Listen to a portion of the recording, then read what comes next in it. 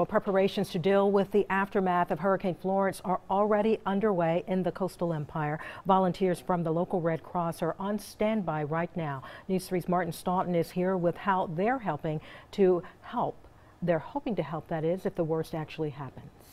Good evening to you, Tina, and to everyone watching. Our local Red Cross disaster response volunteers actually hit the road this morning. They're not moving towards the storm just yet, but they are close enough to live up to the motto that says the Red Cross provides help when help can't wait. These disaster-trained volunteers with the American Red Cross of Southeast and coastal Georgia are experienced in working disaster relief. They're making pre-trip travel checks before getting on the road to brace for Hurricane Florence. Their roles are to distribute food, which is crucial because when you have folks that are trying to clean up after disaster, having nourishment and having meals is very important.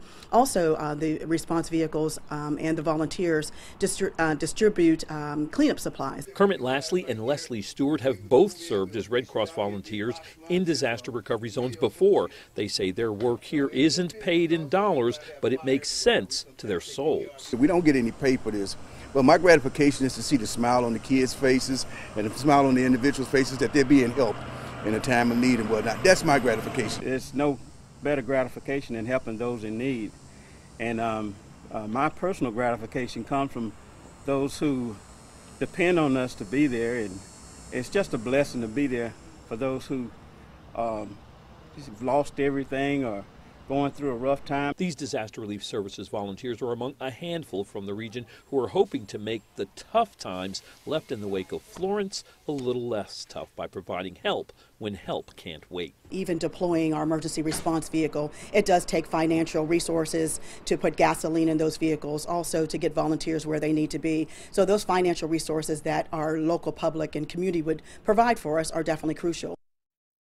The local Red Cross emergency response vehicles, excuse me, or ERVs, are being staged in Macon right now, and they will be deployed based on Hurricane Florence's landfall location. There are 3 ways you can help the Red Cross with their mission in times of disaster: blood donations, you can become a volunteer, or monetary gifts are always welcome. Martin Staunton, WSAV News 3. Martin, thank you.